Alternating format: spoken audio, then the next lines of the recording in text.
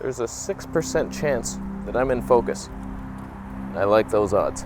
So I figure we talk a little Sony life today. I made some notes. Why Sony? I think they're the ones. They always have been. We questioned our reptilian past. We can't. All I want is the perfect camera. All I want is the perfect camera. So we're on the Sony A7III with the Laowa 15mm Tony 2 manual focus lens. I brought the G9 because I also have its micro four thirds equivalent lens to this, the 7.5mm Tony 2, same exact focal length, and I'll show you why. Oh god, that was a bad example. Why this full frame stabilization is better. Even though it's not the A7S III with the active stab, that would really prove the point hard. We don't have it yet. Watch. Oh, little G9, that is so much lighter.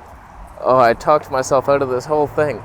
I'll take a little picture side by side later so you can see these lenses side by side. They're the equivalent to each other. I can't believe how much smaller the G9 one is. But as you may be able to see, there's some warpy stuff. Yes, I'm at 7.5 mils in the settings. Panasonic kindly reminded me to change it. Thank you. You're always looking out for me. If it wasn't for the warpy stuff, this would be the ideal combination for vlogging. It's lightweight. You got Panasonic. You don't have to worry about the autofocus because they're both manual focus lenses. But they lied to us with the warpy. Let's try digital. This has nothing to do with the video. Why do I waste so much time? Okay, now we got digital stab on, but this proves the point why I'm switching to Sony, even though I'm keeping this, and I'll use it whenever I want, is the stabilization for the wide lenses. The Sony A7S III nailed it, or is this perfect? I'm switching to the G9. All right, we're back on the Sony. I'm a little nervous. I saw a flashing 1/8,000th of a shutter, meaning we're overexposed and Sony can do nothing about it because I had to have a blurry background. Sony somehow went from the worst stabilization in the business, what you're witnessing right now, to the best. I don't know how they did it. It's not even, we'll get to the small mount because I thought that's what was hindering them. That turns out to be the biggest advantage in the history. They can stabilize wide lenses where no one else can. Unfortunately, they're not putting that in the A7C. So it's like, why didn't you add? That would have been it. Right there, just the digital crop. That Catalyst browser takes at least double the amount of time you film to render, at least, depending on your scrub machine that you built in your mother's basement, you nerd, playing your Crisis. I hope you get killed by an alien. So this vlog I might film for half an hour, and then I get home, I gotta render a video for an hour? Forget that life. So if the A7C had that in it, it would be this, but with a flippy screen. I could actually see if I'm in focus or not. That'd be fantastic. So really it's the A7S III is why Sony's the future. They're just putting so much into that thing. So the number one reason that anybody would switch to Sony is for the autofocus. Although I will say this, my first attempt at a vlog out in the street, it was struggling hard. I don't know if that's user error or what, could be. Or the Tamron lens. It was losing me quite a bit. So, we got you, Sony.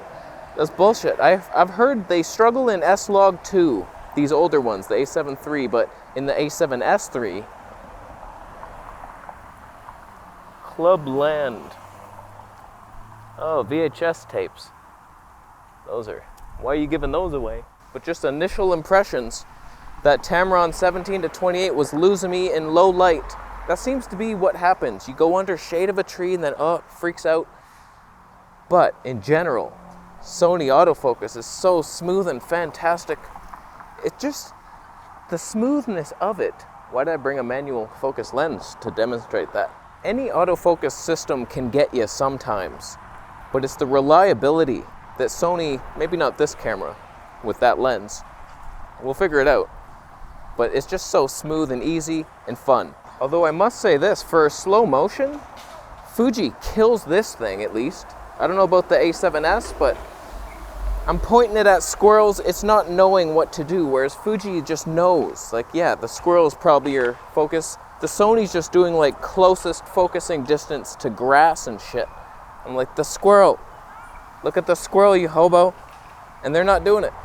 So they suck for slow motion unless you actually point Who's gonna do that? This can't track. Sony could, the A7S. Well, moving along for other reasons why I chose Sony, even though I have no idea if we're recording or not. There's no flippy screen, no tally light. It could be recording. The lenses. There's so many options for wide, and I have the 3 best.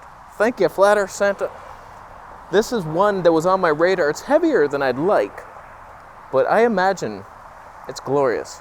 It has some tone, but the 20mm 1.8, fantastic. I just did a vlog on my other channel with that lens and this. It's a little shaky, but it's doable. But that Tamron 17 to 28, I really like that lens for some reason. I just like having the zoom. 17's wide enough. It's not much of a zoom, but it's pretty light. Not as light as the 20, but they have so many options. That Zeiss, we just got that thing, 55mm 1.8. I made a video with that on my other channel too. I just love the separation of that. That's my fastest glass. You do not need more than 1.8 on a full frame. Although 90% of my future content will be filmed on the Voigtlander 35mm 21.2. That's not because I need it. It's because I deserve it. You do too. I stopped down to Tony 4 for a GoPro hobo look. So, comparing these lenses to any other system, like Fuji doesn't have the equivalent to any of the 3 lenses I just mentioned. They got nothing. They have the 10 to 24, which is a Tony 6 back there. You want to see that? Here's 5.6. That is bullshit. That is already bullshit. You know it. So you got your 6 lens over there, and then the best wide is the Samyang, but it's manual focus as well, so you almost match this. It's a Tony 3 equivalent, and it's shaky. We're at Tony 8. But I say that compared to any other system, Sony has the lead because of their tiny mount. The funniest thing is Nikon came out with their giant mount. They're like, this allows us to make lenses tinier, but better. Every single lens, same with Canon, has been giant beasts. Why? I don't get it. Like, there's zero advantage of that giant mount. I think when they actually came to design the lenses, they were like, oh, the imaging circle has to. I think they had a boardroom meeting about it. All right, fellas, we can kill that Sony system. Let's go mirrorless. We have plans. Let's make a big mount, much bigger than Sony's. Does that have advantages? The bigger the mount, the bigger the lenses, it sounds. Is that true? The hell are you talking about, Josh? Why would that? Doesn't even make sense. The bigger mount, the smaller the lenses. Just for what reason would the lenses be smaller if the opening is bigger? Do you understand nothing, Josh?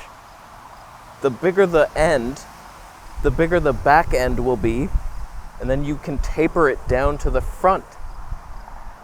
Don't you know physics? Isn't that why I hired you? You're fired. Boss, the team and I just designed a lens for your new giant mount. It broke the table we were trying to present it to you on.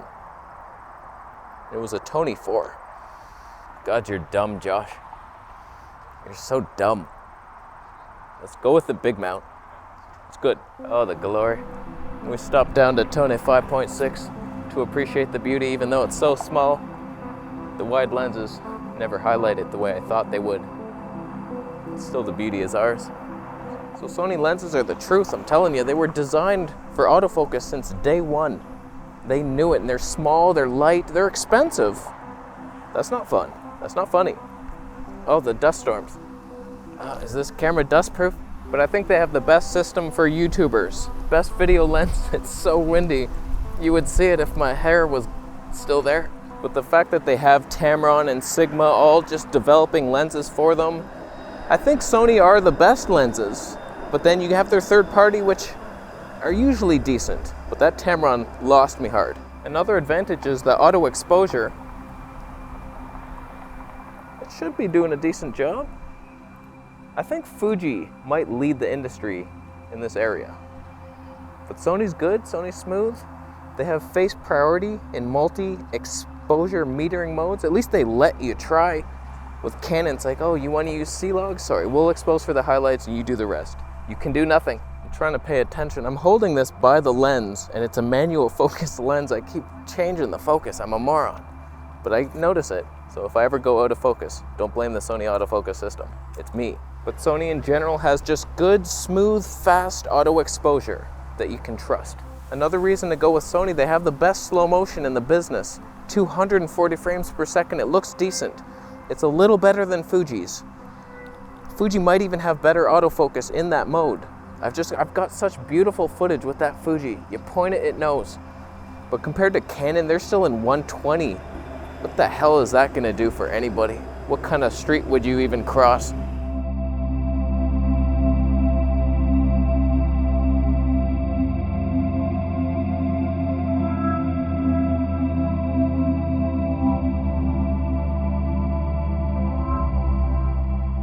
Can I just say that Sony has the worst SD card system with their files? You have to click into like 4 subfolders to get your shit. And every single time you make a video, they give you a thumbnail for that. And then you have this mix and you got, oh, sort by type. Why? How do you get rid of that? Help. But yeah, the slow motion is fantastic. And the A7III, not this one necessarily. Fuji kills this one. Fuji 240p kills Canon's 120p. That's bullshit. That's bullshit hard. Couple more points. Dynamic range. Fantastic. It's vlog necessary. It's vlog necessary for this shot. You got sky, you got head, you got madness. If you're on a Canon, that's the cinema pleasing stat. Dynamic range. Sony has it. They lead the field. Sure, Canon's new C70 is decent, but that thing's a brick. 2 bricks. Just like Stanley Kubrick faked the moon landing. It rhymed with 2 bricks. I'll leave. I can't guarantee this is amazing, but it should be at least Fuji X-T4 level. But the A7S III blew me away. I can't believe something killed my Fuji. Ouch. I still prefer the Fuji in a lot of ways. To this especially. A7S III, maybe not. But the colors of the Fuji, forget about it. Sony's just so much better for the wide angle lenses. I can't stress that enough. Full frame for wide angle is superior in every way because you can still get a slight blurry background. We're at 2.8 here. I stopped it down. We can blur. That's fantastic. I love that look. It's wide and goofy, but also slight amounts of dignity. I like that. 2 more factors. One is size, which depending on how you use this thing, I find these grips, this one is pretty shit.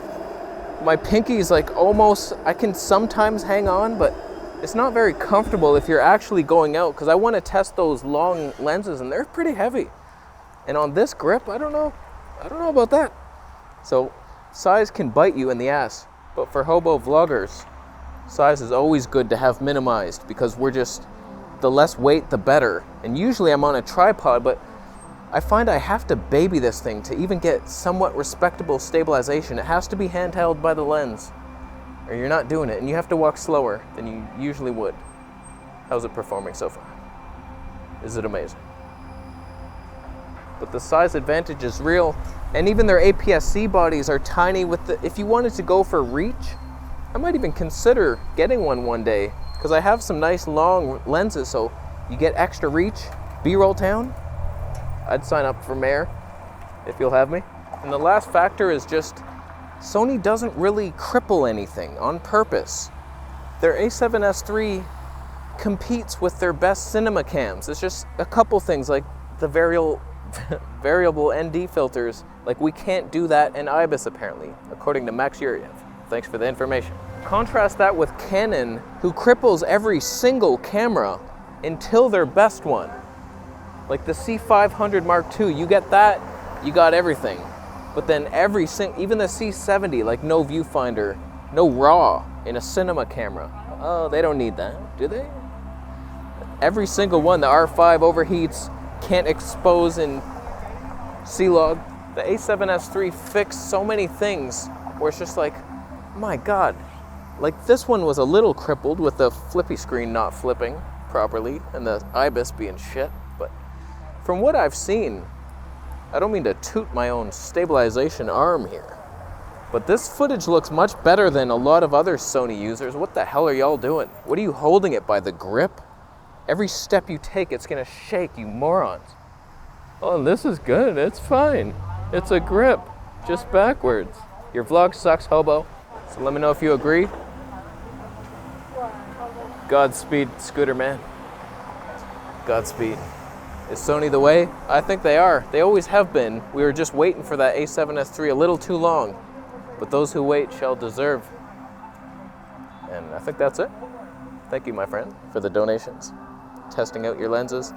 And Camera Canada, I hope they get that A7III soon. I don't know that I want to test all those lenses with this kind of stabilization and that autofocus, 120p. Give me a break. So, I think we're done.